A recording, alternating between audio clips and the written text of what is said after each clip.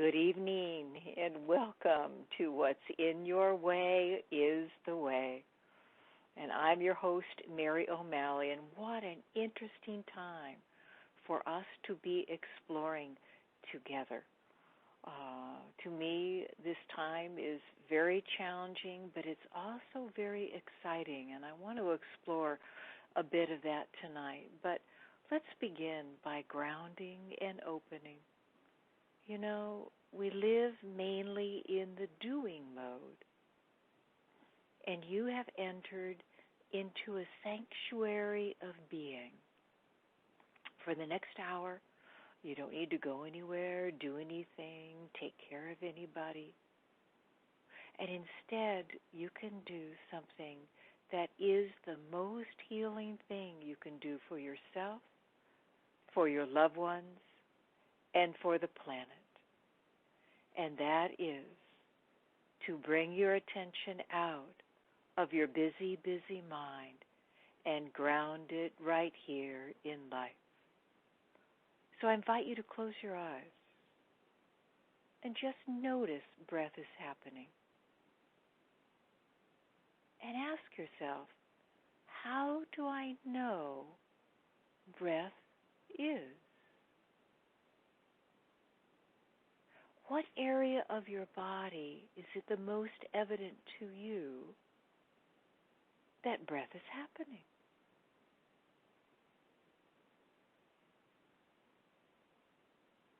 And then allow your attention to settle there and begin to ride the waves of your breath. Your breath is like the ocean. Tides come in and tides go out. Your in-breath fills you from the inside out, and then it turns, and then it becomes an out-breath, and then there's a pause, and then there's another in-breath. The invitation is to ride these waves. In-breath, turn. Out-breath, turn. In-breath, turn. Out-breath, turn.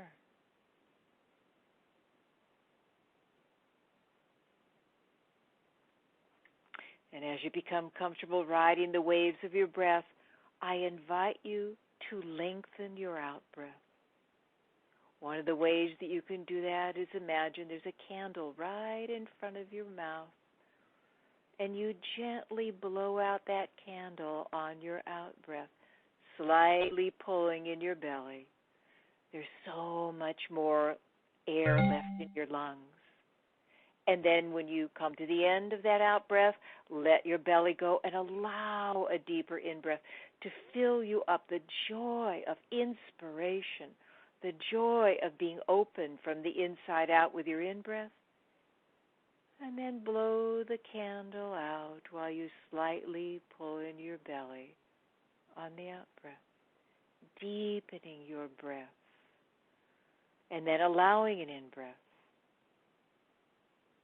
We're not trying to breathe deeper. We're just extending our out-breath so naturally we breathe more deeply.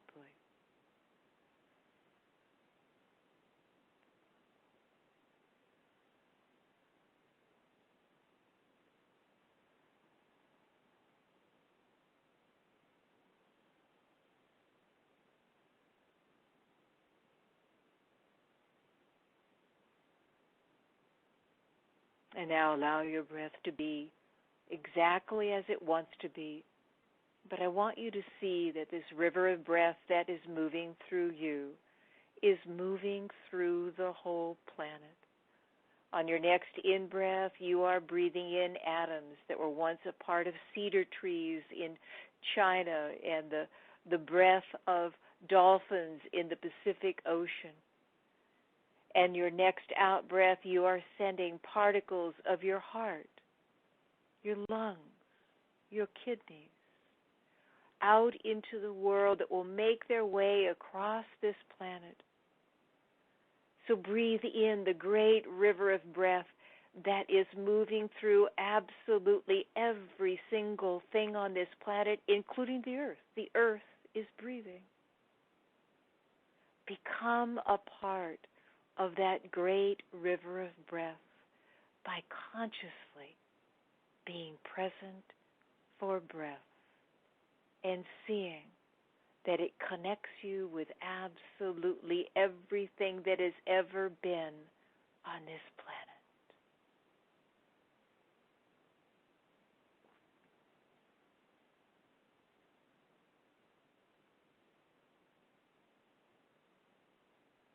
And now one more invitation.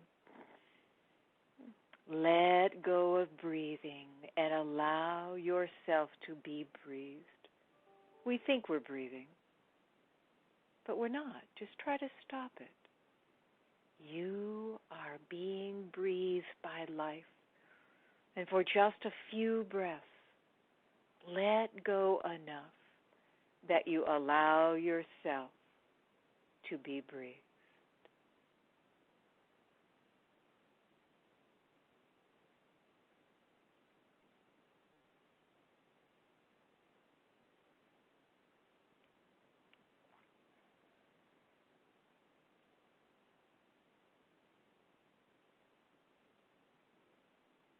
And now recognize that the people in the buildings around you, they too are being breathed. And the people driving by or in the buses or the subway, they too are being breathed. And people in airplanes overhead, they too are being breathed. And people that are captured on cruise ships out in the ocean, they too are being breathed, just as the dolphins and the whales and the ladybugs and the mountain wildflower. Become one with it all by recognizing there is just one breath. And when you're ready, open your eyes. So good evening, one and all. And as I said earlier, I'm so excited we're talking tonight, because we are in a major evolutionary shift on this planet. And it's so major. Deborah and I, she's my business partner, and she's the woman that you signed up for this night with. We have decided now that the What's in the Way course that is starting on April 6th, that we are giving it to anybody for whatever fee that they feel that they can pay, because it's just so very important that we remember truth during this time. We remember that even though it looks like it's a breakdown time, it really truly is a breakthrough time. What do I mean by that? Well, I just decided today I'm going to write a blog about this. I've written a number of blogs before, but I learned the butterfly story from an evolutionary biologist called Elizabeth Sahtouris, just a wonderful human being. And her take on the butterfly story really relates to what's happening on this planet right now. So the caterpillar is very destructive relative to its size. It can mow down a branch in an afternoon, and it lives in a very limited space. And eventually it eats itself into not being able to move, and it weaves itself into a cocoon. Well, as Elizabeth says, that in the cocoon, the caterpillar turns to goo. And out of this goo come what the biologists call imaginal cells. I think that's just so marvelous that they call it imaginal cells. These are the first forerunners of the butterfly. And the goo always kills the first wave of imaginal cells. And that causes those cells to come together into a community that its urge to be is stronger than the goo's urge to kill it off. And thus, what shows up is a butterfly. And a butterfly's existence is so much different than the caterpillar. its main focus is giving. It gives beauty. It gives pollen. I mean, it pollinates so many of our flowers. It has a broad view. There's monarch butterflies that can fly from Canada to Mexico and back again, whereas the caterpillar has a limited view. You add to that the gift I had for many years of hanging out with a wonderful human being called Brian Swim. He wrote the universe story. He uses science to show how the unfolding of life on this planet is really our story, and he wrote that book with Thomas Berry. And then he created the Emmy Award-winning documentary, The Journey of the Universe. I think it won the Emmy for Best Documentary in 2016. Just a wonderful mind and a beautiful heart. And he and Thomas one time put together 12 different shifts in evolution on this planet and showed how in every single shift, as the old was dying out, because that has to happen. It's just like one time you were, 2 feet tall, and now you're, 5 or 6 feet tall. And you have grown through many different phases. So we can use the word phases rather than evolution if that works for you. But in every single new phase, as the old way was dying and a new was being born, there was chaos. It's just like here in the Pacific Northwest when it's been very cold and a warm front comes in from the Pacific Ocean. It's terribly windy. We are living in a windy time. We are living in a time where an old kind of mind is losing its power. It's the old kind of mind that's mainly been male-dominated. I'm not putting men down. There's many wonderful men. But it's mainly been male-dominated. It's mainly been about I and me and my needs, and it isn't we and us. This new kind of mind realizes that we're all in this together, floating on a tiny blue-green-white jewel of a planet through vast oceans of space. And there is no other. You are not different from me if you have a different color of skin, or you have a different religion, or if you have a different gender, or if you have a different sexual orientation. There is no other. There's only us. And this new shift in evolution is a shift from the mind that feels it's separate and then must struggle with life, to the aware heart that is inclusive, that it has room for everything. And as the old is dying, there is great chaos. My God, our society, many societies all around this planet have come to a full stop. I went to the doctor today, and the freeway was empty. You go to the grocery stores and there's nothing on the shelves, or especially in the toilet paper aisle and the hand sanitizer aisle and so on and so forth. So this old kind of mind is a fear-based mind. And if you're really interested in this, I have done 2 different radio shows. You can find my radio shows on my website, maryo'malley.com. You scroll down to listen, watch, and read, and the first show will be aired tomorrow at 8 o'clock in the morning and 8 o'clock at night on Dream Visions. And then it goes into previous shows that you can listen to, download and listen to at any time. I think we really need to gather together, just like the imaginal cells in the goo gathered together. We who are beginning to become conscious human beings, we who are beginning to unhook from the world of struggle, from the world of the belief that I am separate from life and I am isolated and I am alone, the belief that I have to do life and I have to do life right, that is all what I call the bubble of struggle. So how can you make a difference in this time? Fear is up. Fear is really present. Don't you feel that fear when you go and scratch your eye and then all of a sudden realize you touched your face? Or that fear that somebody came to your house and you don't have any hand sanitizer and you can't, you're busily trying to use hot water and soap, on your doorknobs, or the fear that you are trapped in your house and maybe trapped with children and you have to work from home and your children are doing school from home. This can be a very overwhelming time.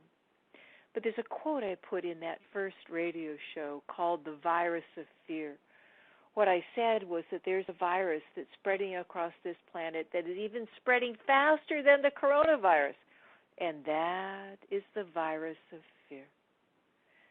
And to begin to be able to relate to fear rather than from it is the healing that we are being invited into. There's a quote I put in there from Pema Chodron, the wonderful Buddhist nun. Do I choose to grow up and relate to life directly, or do I choose to live and die in fear? For me, the depth of fear that is raging all across this planet, the fear for ourselves, the fear for our loved ones, is not here because we've done something wrong or God has fallen asleep on the job. The only way that you can unhook from this fear-based mind, this conditioned mind that you took on when you were young, is to have it here in all of its glory, and you begin to be able to step back and see it. So one of the metaphors I use a lot, and I love this metaphor, it came about 2 years ago. It just says so much, and it says it so clearly. Just imagine the most beautiful ocean you could imagine. That is the ocean of being. That is who you truly are. And that ocean is made out of love. If you doubt that, read Proof of Heaven. Evan Alexander was a neuroscientist or neurosurgeon, I can't remember, maybe a neurosurgeon at Harvard. And he got spinal meningitis and was in a coma for 7 days. They said he wasn't going to live, that his brain had turned into Swiss cheese. And he did live. And he decided to write down his experience before he heard of anybody else's experience, when they were in a coma or they had died and come back. And one of the things that he wrote is, when people were really pressing him to say, what was the core thing that you discovered when you were in the coma? And he said, well, it can't be put into words, but the closest words I can come to are love is the reality of all realities. It is the incomprehensibly wondrous truth that lies at the heart of everything that has ever existed or ever will exist. And what I add is that includes you. What I add in that includes the beautiful flowering cherry tree that is right outside of my window here, that is a white and pink fluffy cloud full of blossoms. And we give it the name tree. But really what it is an expression of love. If you doubt that, go read Anita Moorjani's book. She is the woman that the national bestseller, Dying to Be Me, that had cancer, and I think she fought it for about 5 years, and she ended up just filled from her neck down through her pelvis with lemon-sized tumors, and she finally came into the hospital for what they thought was the last time, and she was in end-stage organ failure, and they have all the records of this, in the hospital. And she did die, and left her body and met her father and realized that it wasn't time. And she came back into her body, and she knew that she was healed. And, of course, the doctors, wanted to do all these, interventions and all that, but she knew that she was healed. And I can't remember if it was 3 weeks or 3 months. Every single one of her tumors left. And she, too, said the same thing that Eben Alexander said, that she discovered a love beyond anything that she could ever even comprehend or had ever even known before. That is the ocean of being. That is who you truly are. But we're very young as a species, and, we're still have a steep learning curve. And so when we were born, there wasn't a thought in our head, not one thought in our head. And we didn't even know if we were a boy or a girl or what our name was. But our parents had been raised by unconscious giants, and we absorbed their unconsciousness, and they wounded us in ways that they didn't even know they were wounding us. So slowly and surely we began to be filled up with thoughts, with ideas of who we are and who we should be. And so if you had a little door on your forehead and you could watch the 65,000 thoughts you have a day, you will see that they're mostly struggling with life. They like this and they don't like that. They think this is good, that is bad, this is right, that is wrong. And that is what I call the bubble of struggle that is floating on the ocean of being. It's an opaque bubble. You can no longer see the ocean of being. And yes, most of the struggles you experience are small. Oh my God, my hair doesn't look good today. But of course, underneath that is the bigger fear of being rejected. Or I've got a spot on my shirt, or the stoplight is too long, or my husband just changed the TV channel.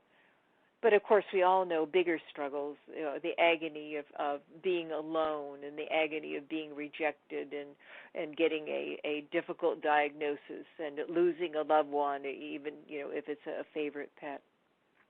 What we do is we live inside of a bubble of struggle. We experience life through our thoughts. And I love what Alan Watts, the wonderful Zen philosopher, once said, no matter how many times you say the word water, it will never be wet. What he is saying is our ideas about life are not life. You are here on this call because you have a longing to come back to life. Your mind is afraid of it also. Oh, we want to live in the now, but we want to live in our mind's version of now where everything is hunky-dory and blissful and happy. But the now includes 10,000 joys and 10,000 sorrows. And so we are here exploring how can we use this time of great fear, to actually come home to this moment, to actually come into the place again where you trust life, where you open to life, where you're not so much trying to create a reality, but you are learning how to show up for reality. So how do we do that?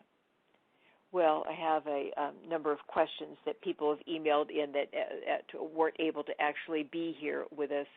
And if you that are on the call would like to ask a question, all you have to do is on your phone hit 5 star. And then when I have a pause, I will unmute you and you can share your ahas, your insights, or your questions. But one of the questions that came was, what is the best way to become enlightened? And I think first of all, I have to ask what enlightenment is. When I woke up in the 60s, oh my God, we were going to this level of consciousness that was enlightenment, and we were going to stop thought, and we were going to leave all of this craziness behind. And thank God I was a total failure at that, because it doesn't work. I think Adyashanti, one of the most well-known mindfulness teachers right now, says, boy, if that had worked, I mean, we've been doing it for a couple of thousand years, if that worked, we'd have millions of enlightened people. So what is enlightenment? I love Pema Chodron's definition. Relaxing into life. Enlightenment isn't what we have thought it was. It isn't arriving at a particular state. It's learning how to relax into this moment, that you again consciously enter the great sacred river of life, and you know again the safety of being grounded right here and opening to life. So how do we get there? Not by trying to get there, because that is just more struggle. How we get there is to begin to notice that there really is a difference between our thoughts about life and actually experiencing life. Our ideas of an apple and actually tasting an apple. So another question came in, what are our good practices? I think one of the most powerful practices, and if this intrigues you, in What's in the Way, at the end of every chapter, there's a 10-week, process of slowly and surely developing the muscle of your attention enough so that you can begin to relate to the stories in your head. They're all based on fear, rather than being lost in them. So a wonderful practice is to close your eyes for a few minutes every day. Who doesn't have a few minutes? Although the mind will tell you, you don't have. Oh, I don't have 3 minutes to close my eyes and just ground here. And a couple of different ways you can do that is you can ground in the sounds. You can maybe sit on your porch or sit by an open window or even just sit in a room in your house and just close your eyes. Allow some long, slow out-breaths like we did at the beginning, where we lengthen our out-breath. Deep breathing does not come from taking deep breaths. That only adds more stress into your system.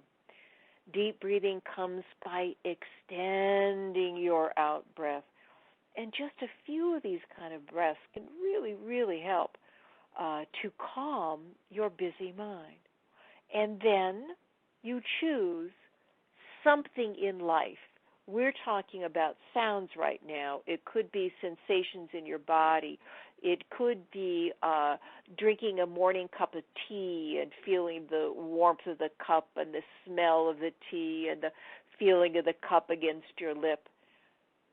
But we're doing sounds right now. Just imagine closing your eyes, and if your mind is very busy, you begin to count how many different sounds you begin to hear. Dog barking, airplane going overhead, furnace turning on, gurgle in your stomach, slamming of a door, starting of a car. If you really get what I'm offering you here, you are actually experiencing your life. Most of the time we don't experience our life and we wonder why we feel half alive. But in order to do this and do this consistently, it's so very important to know you may not even be able to stay with the sounds for more than 10 seconds before your mind takes off. Oh, there's that neighbor's dog barking again. I hope it doesn't bark the whole time. Oh, God, I'm going to call animal control. Back up into your head. No judgment. Then when you notice that, you bring your attention back to the sounds. The sounds don't leave. You leave the sounds. The more we do this, the more you begin to understand something very startling. There's life. And then there are your stories about life. And that begins to wake up this longing to come back to life. And it also, with the help of this kind of work, can help you to become fascinated by the stories in your head. You don't see through the stories in your head by trying to figure them out or stop them or rise above them. You begin to become bigger than the stories in your head. You begin to be able to say, oh, fear is here, rather than I am afraid. I want you to really hear that. Saying I am afraid, your attention is caught in your mind. It's caught in the storyteller in your mind that has a running commentary on life. All of us. It's true for all of us. But as you strengthen that muscle of your attention by giving yourself a few minutes every day, by come back to the sounds, or come back to the taste of your breakfast, or the shower, or your breath, you begin to strengthen the muscle of your attention so you can pull yourself out and you can begin to get to see your stories. A good example is that I was raised in terror, and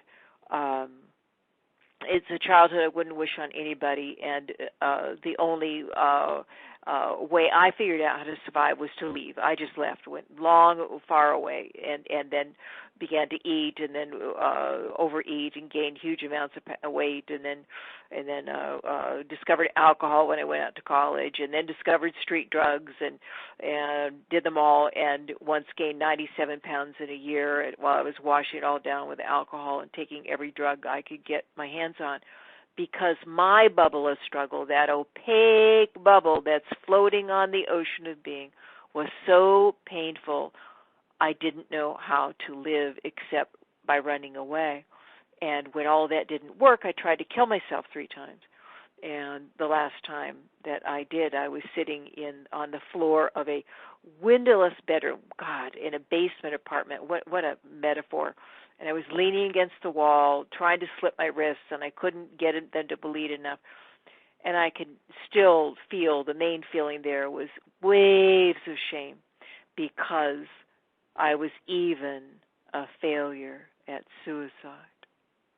But I asked my first open-ended question. I didn't realize this until years later. I asked this out of desperation.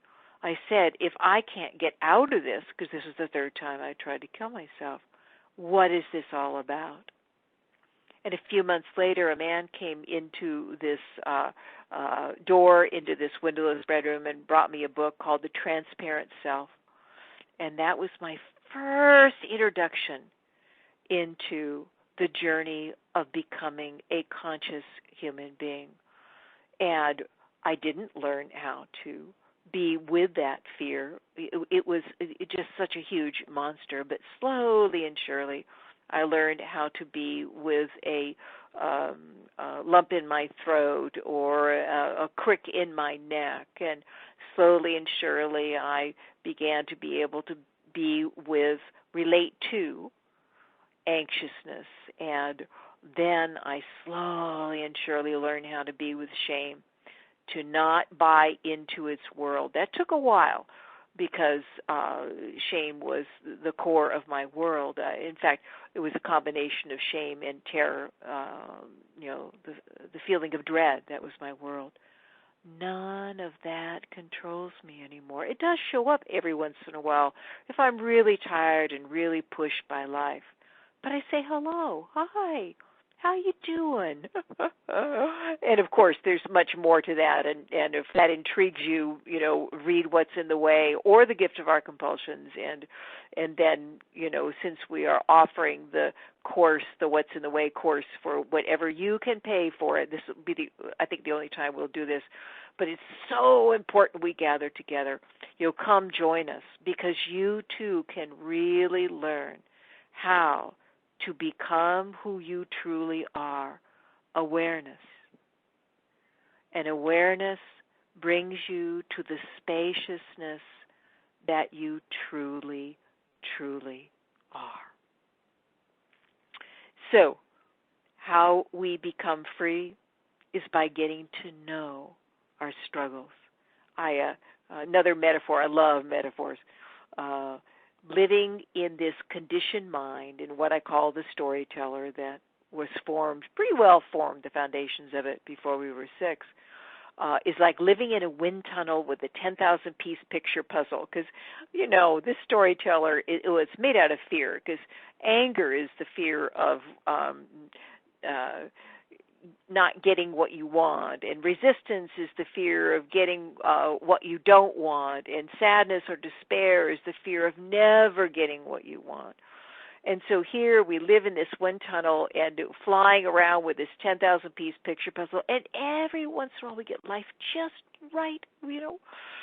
We meet a person that we feel could be a mate, and then we find they're married, and then we go on a diet and we lose all this weight and we are so happy, but then we start spending more money, and then we go through all of our credit cards, and now we're deeply in debt.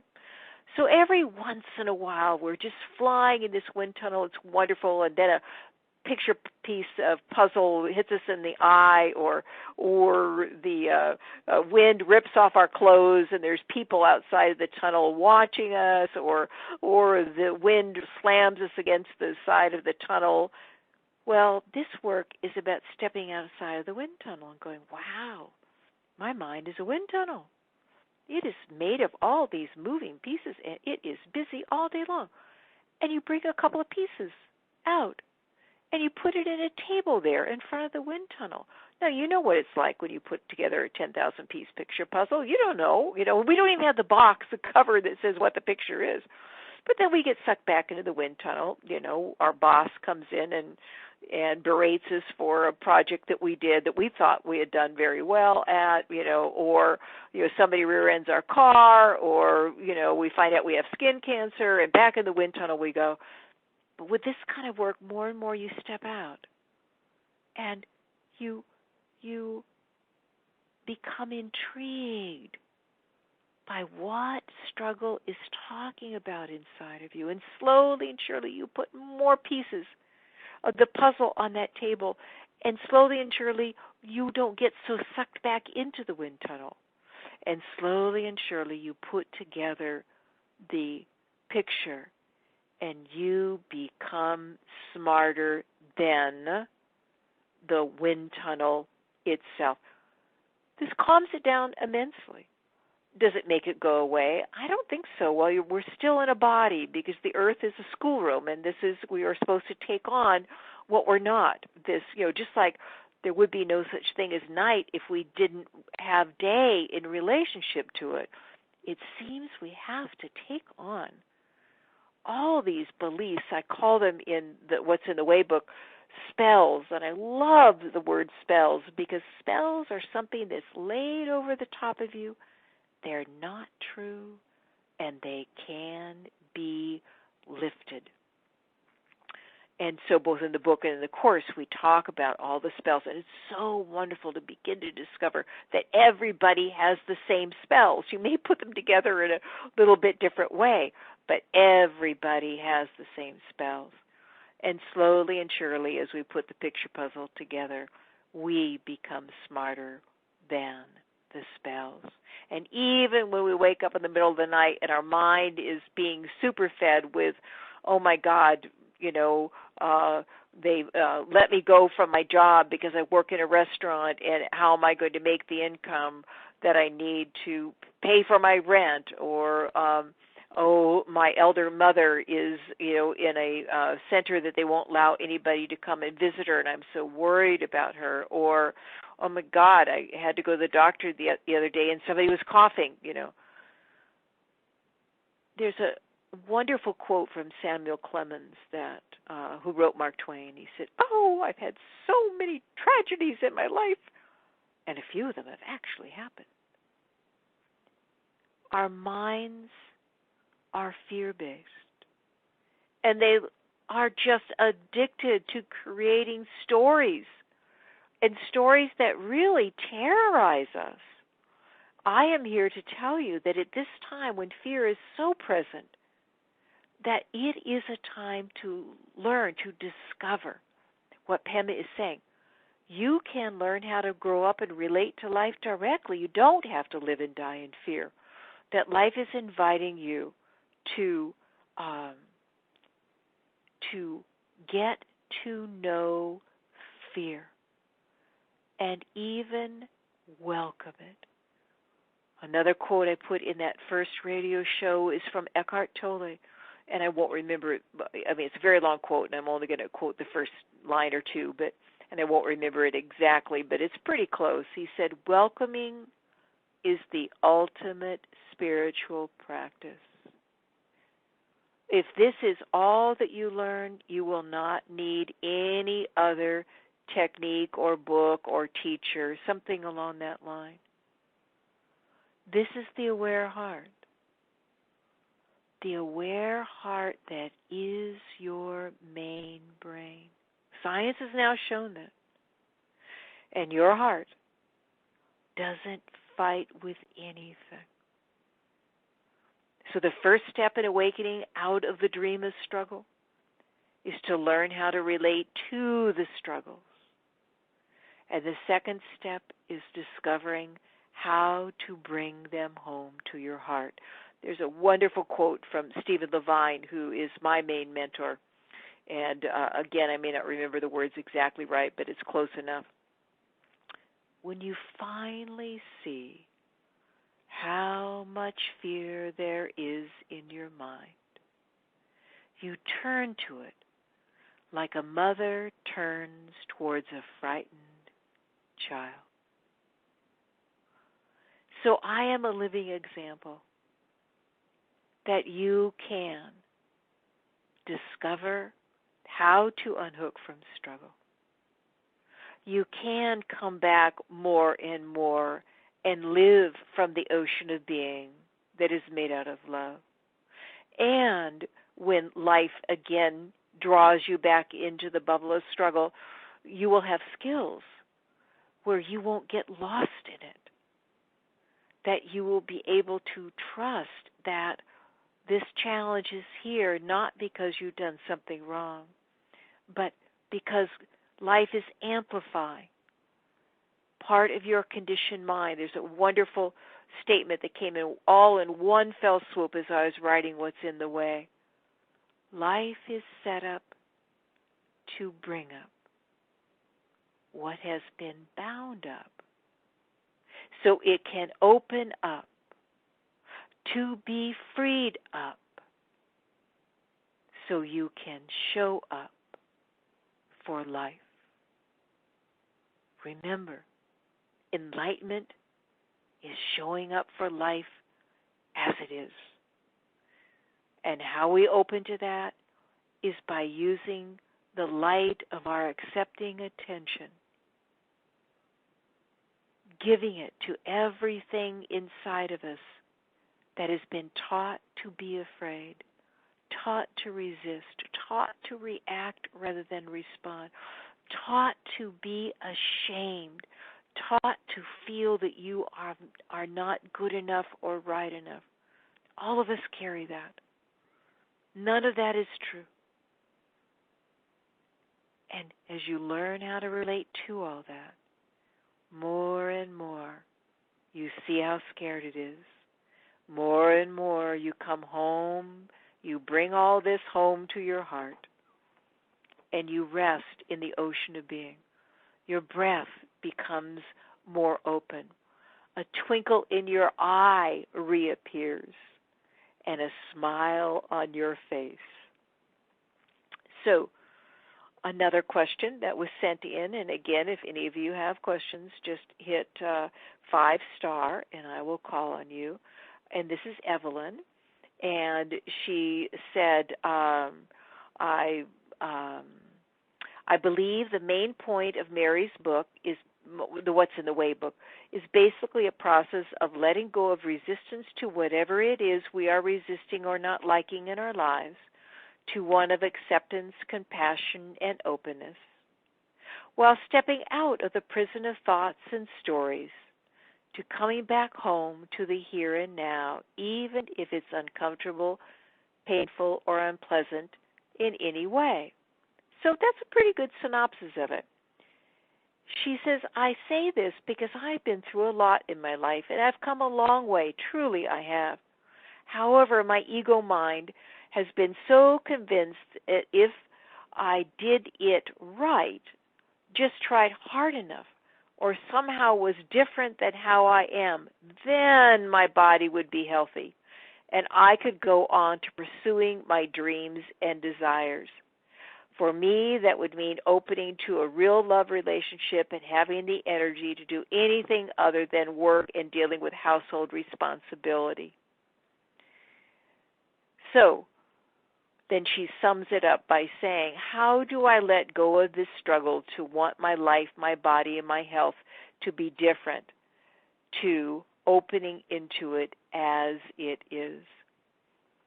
So this is a very important question, because there's no letting go that we have to do. That's more struggle. My job is to make you fascinated, and this is one of the core movements of the bubble of struggle.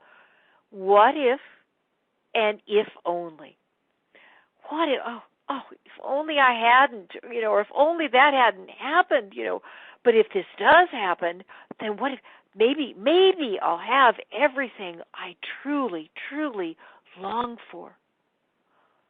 To really begin to be able to step back and say, okay, well, what is my mind talking about right now?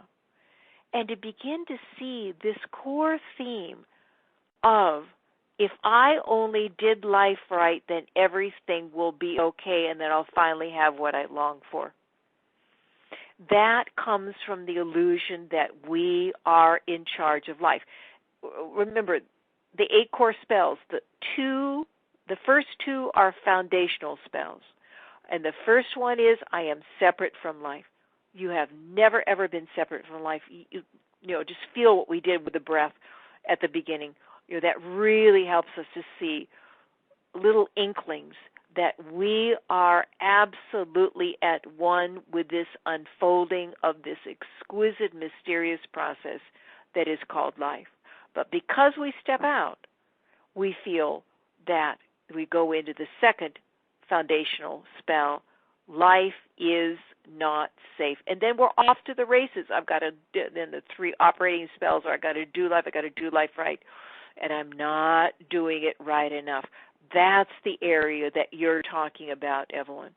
That's the area of the mind that is longing to get rid of what is here and to get to the good stuff. But as Stephen said, he told a story of a 93-year-old woman that was on her deathbed and said, it can't end now because it hasn't started yet. We can live in that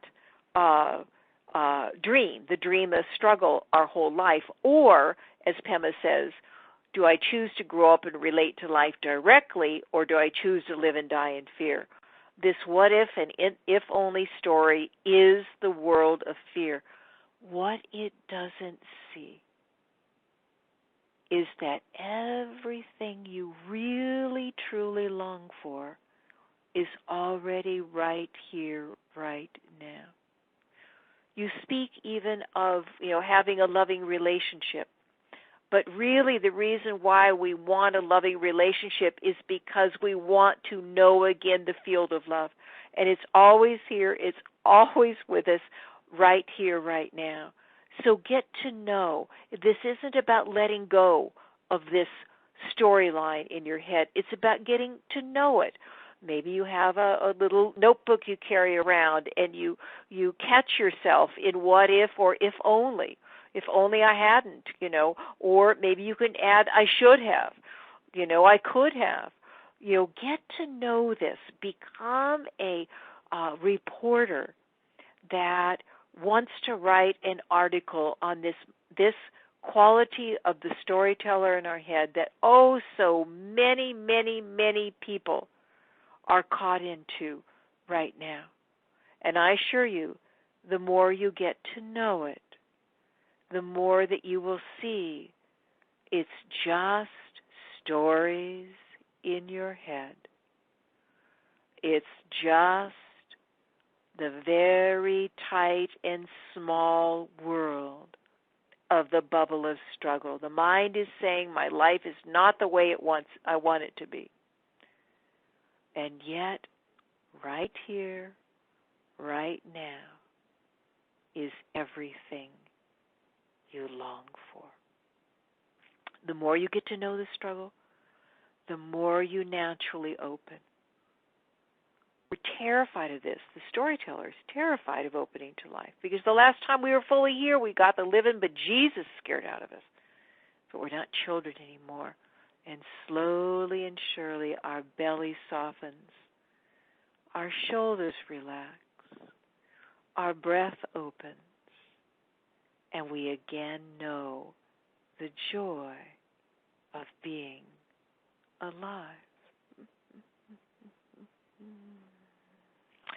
So the last question that came in was, are there any good self-inquiry questions like, who am I?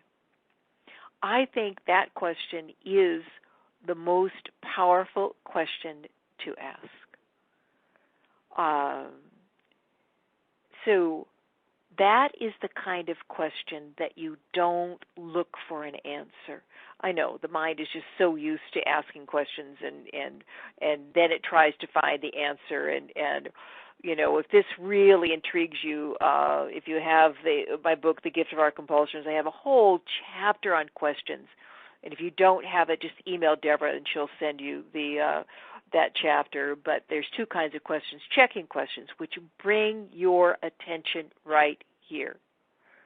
What is happening in my body right now? What is asking to be met right now? What am I experiencing right now? And then there's open-ended questions. And it was Gertrude Stein that said, the power of questions isn't in finding the answers. It's in the questions themselves. We're only really beginning to understand the power of asking a question and not looking for an answer. So who am I is such a powerful question because it begins to set in motion this realization that you are not the struggles in your head. You are the vast spaciousness, the ocean of being that all the struggles are passing through, whether they're thoughts, feelings, or sensations. Some other really great, another great self-inquiry question is, without changing anything, notice what is. I guess it's not quite a question, but it is so powerful because if you really get the heart of that, you'll see that it brings you into awareness. It brings you into that quality of yourself. I call it curiosity a lot in my work, and a lot of people get confused because most people think of curiosity as your mind trying to figure something out. No, this is the kind of curiosity where you are fascinated by what is right now. And this question, having been in a head-on automobile accident, in my 20s, and then have gone through a lot with it over the years, and had spine surgery in 2014 that helped immensely, and then the pain increased again, and had spine surgery a year ago that was supposed to help, made everything worse, then had hip replacement surgery that they said would help, but that made it worse, and so it's been a year and a half of a lot of pain and a lot of not very good sleep. But it is a time of immense growth. I like what Stephen Levine says. May you be so blessed to come across something you can't control. Well, this was uncontrollable because everything I tried made everything worse. But that statement, Mary, without changing anything, notice what is. Wow. It takes me out of the fogginess of my mind. It takes me out of trying to get someplace else, and it grounds me right here. Another wonderful practice, and this is in the the series of 10 weeks in What's in the Way, at the end of every chapter, is past and future. Just give yourself a few minutes every day where you close your eyes, you ground in this moment, using the sounds, using your breath, and then when you notice that your attention is no longer on your focus, and it's in the stories in your head, that's where it goes, that's where it's been most of your life, you just take a moment and notice if the stories are in the past or the future. And if they're in the past, you squeeze your left hand and say past. If they're in the future, you squeeze your right hand and say future. Or if it takes more than a split second to see what's going on, you just say stories and come back to your breath. That allows you to develop that muscle of relating to the stories in your head rather than from them. So I'm not knocking thought. Thought is a wonderful tool for maneuvering through reality, but it's a horrible master, and most of us are caught in a prison of thought. And so I want to leave you with one of my all-time favorite movies, and I wrote about this in the very first chapter of my first book, Belonging to Life, and it's the movie Labyrinth by Jim Henson. Now, Jim Henson, the creator of the Muppets, he was an aware human being. I'm just so sorry we lost him, and I began to see that he was bringing consciousness into his movies when I watched The Dark Crystal with my children, and then out came The Labyrinth. And it begins with, in an Elizabethan park, you think you're in 15th century England, and there's a young woman with long flowing white dress, and she's carrying a book of sonnets, and she says this poem: "Through dangers untold and hardships unnumbered, I have fought my way here to the castle beyond the Goblin City to take back the child that you have stolen. For my kingdom is great and my will is as strong." And then she forgets the last line. So she's talking about the Goblin City. The Goblin King is our mind that stole our innocence. And as she forgets the last line, I think she looks at the book and kind of mumbles it. I can't remember exactly. Oh, my God, the clock strikes, the town clock strikes, and she realizes she's late to babysit her stepbrother, and it starts a torrential downpour, and she runs home, and on the porch is her stepmother shaming her. Shame was a huge part of creating our bubble of struggles, and then she goes in the house, they leave on their date, and then the child is crying, and she goes in the child's bedroom, and she just hates the child. We hate our vulnerability. We do. She says, I wish. And she goes, oh, no, I can't say that. And then I wish. And she goes out and she slams the door, and I wish the Goblin King would take you. And she hears a loud sound. And she goes back in the room, and the baby is gone. But the Goblin King jumps in through this big bay window, David Bowie in tights. And he says, oh, no, I have the child. Everything is, I'll get, here, this is his crystal ball. I'll give you the crystal ball. You're mine. But I'll take the child. He says, no, I want the child. He takes her over to the window, and he shows her this labyrinth that she has to walk through. And she goes, that's the movie, going through the labyrinth. There's a lot of symbology there. And she eventually gets to the castle beyond the Goblin City. And she gets the child. And then the Goblin King comes and says, oh, I'm your best friend. Why are you taking the child? And she begins to say the poem. And this is our journey through dangers untold and hardships unnumbered. We have fought our way here to this conversation, to this ability to really heal, not by managing, and I'm not knocking management, but by engaging, by getting to know our bubble of struggle, by using consciousness to dissolve unconsciousness. And so the poem goes on, take back the child which you have stolen, for my will is as strong and my kingdom is as great. And then she forgets the last line. And then the Goblin King lays it on thick. I can't remember exactly what it says. And all of a sudden she remembers the last line. And her eyes are just twinkling, and she says, you no longer have any power over me.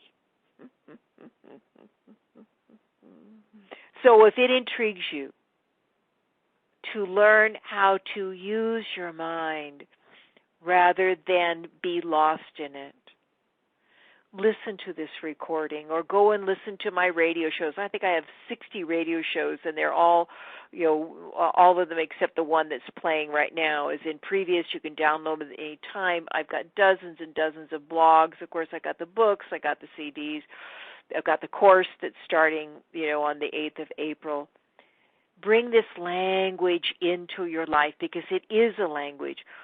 And just like if you went to learn Chinese, if you didn't hang out with people that were, speaking Chinese, and if you didn't study it, you may have gotten a few pieces of it, but then it fades away. So bring this kind of work into your life. Listen to Tara Brach or Pema Chodron or Adyashanti. He has a free download every month or so. These are all really wonderful teachers of awakening because the world needs you more so than ever before, that we literally are on the cusp of a new phase, a phase of we, a phase of us all in this together, and you are a part of it. How do you become a part of it? By becoming smarter than your bubble of struggle, so you become a healing presence in the world. So thank you all for listening, and I hope our paths cross again soon. Namaste.